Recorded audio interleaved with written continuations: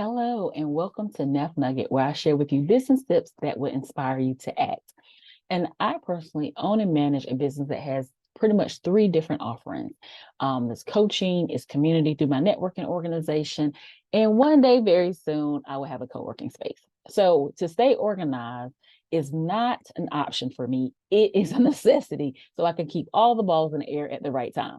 Now, being very organized every day, I know sometimes I'm gonna have a few mistakes because we all will, right? We all are human.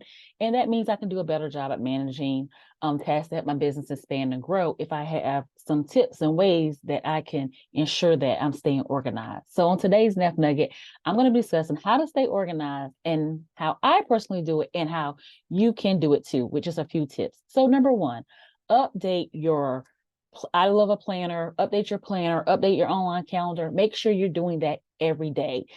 Even sometimes you may be doing it multiple times a day. If I get a call or I need to make a meeting that I have to attend, or I think of something that needs to be done, I put it on my calendar and put it on the calendar, put it on the calendar. I can't stress that enough. Put it on the calendar. Even my family knows that if you want my undivided attention to get something done or help you with something, that you need to get on my calendar. Also, I personally schedule my daily lunches. I even schedule my dinner so I don't run out of time to eat. As a business owner, sometimes you're so engulfed in what it is that you're doing for your business that you forget to eat, or eating is not a priority. Unfortunately, it should be. Definitely, we need to eat. We need to nurture our bodies. And for all my self-care coaches out there, I know. That's what I'm telling the people that are driven and go-getters like myself to plan your lunches, plan your dinners. Um, and for your own sanity, right? It's something that you necessarily have to do. And then think about all the other responsibilities that may come up as well. You want to also put them on your calendar, making sure you're organizing all the tasks on one calendar, one planner. And so that will ensure that nothing is overlooked. I don't really risk overbooking myself because I'm utilizing one place for all of the things that I want to get done, all of the tasks, all the appointments. I can reference it quickly. If you like an online version, that's excellent. Do an online version because you have a tendency to be able to reference that very quickly. I personally like a planner, hard written copy version. However, whatever works for you, but just making sure that you can write it down and that you're getting all the things and you're updating your calendar or your planner daily with what it is that you need to do. Number two, take notes with a pen and paper during meetings. While most of my tasks do involve a lot of computer or my phone or just a lot of electronics, I make an exception when I have meetings. During my in-person or video meetings, I write down my notes on paper. And I do this for two reasons.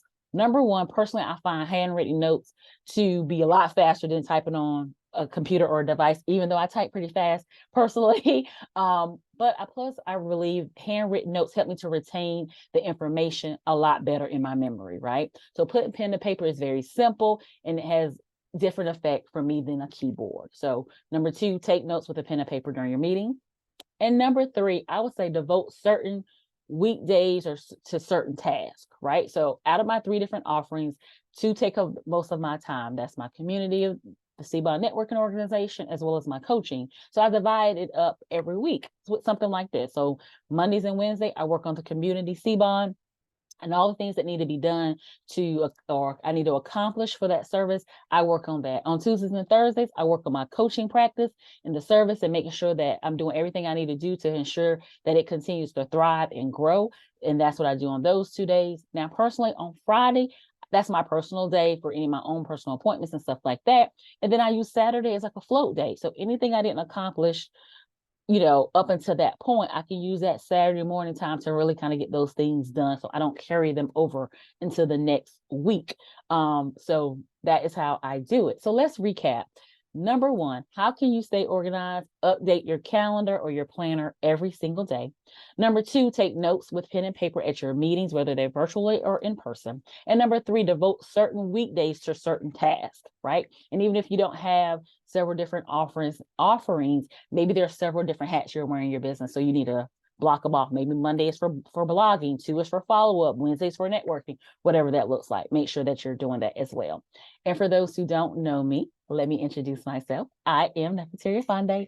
I am the owner of Go Get It Inc., certified life, business, and sales coach, author, as well as a facilitator of events such as networking events and vision board experiences.